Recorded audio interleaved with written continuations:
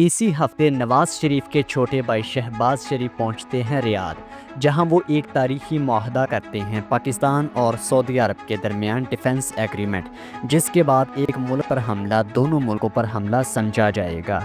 इस एग्रीमेंट का असर भारत पर और दूसरी दुनिया पर क्या पड़ेगा, आइए समझते हैं आज की इस वीडियो में। सबसे पहले समझते हैं पाकिस्तान और सऊदी अरब की इस डील को। इस डील के पीछे जियोपॉलिटिकल और हिस्टोरिकल कॉन्टेक्स्ट क्या है और क्यों आज सऊदी अरब अपनी सिक्योरिटी के लिए हमारे पास आने पर मजबूर हुआ, और फिर हम समझेंगे भारत पर इसका असर क्या पड़ेगा। सबसे पहले समझते हैं कि कैसे पाकिस्तानी न्यूक्लियर प्रोग्राम को जारी रखने के लिए सऊदी अरब ने हमें मदद दी। सऊदी अरब 1960 से ही पाकिस्तान की मदद करता आ रहा है। बदले में पाकिस्तान ने भी अपने थर्ड लार्जेस्ट सिटी का नाम फैसलाबाद रखा, जो शाह फैसल के नाम से मंसूब है।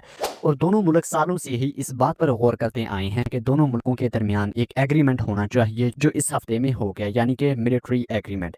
जनरल सैयद आसिम मुनीर और शहबाज शरीफ ने इस एग्रीमेंट पर साइन किए। इसमें सबसे हैरानी वाली बात ये थी, एक मुल्क पर हमला दोनों मुल्कों पर समझा जाएगा। ये नेटो के आर्टिकल 5 की तरह है, यानी कि एक मुल्क पर हमला तमाम मुल्कों पर हमला समझा जाएगा।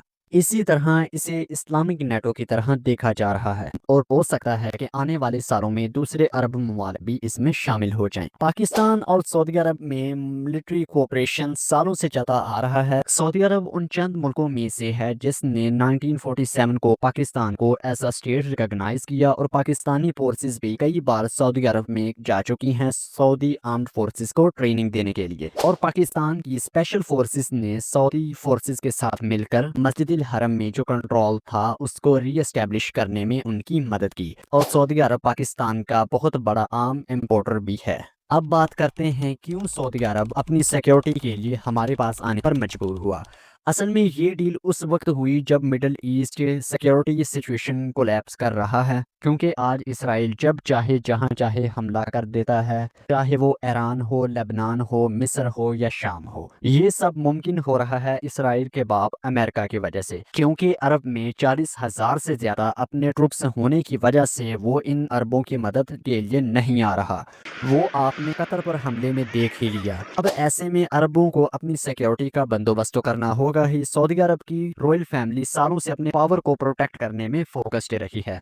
एक्सटर्नल सिक्योरिटी के लिए अमेरिका तो है ही, इसी तरह इन फैमिली ने अपने मिलिट्री पर फोकस नहीं किया।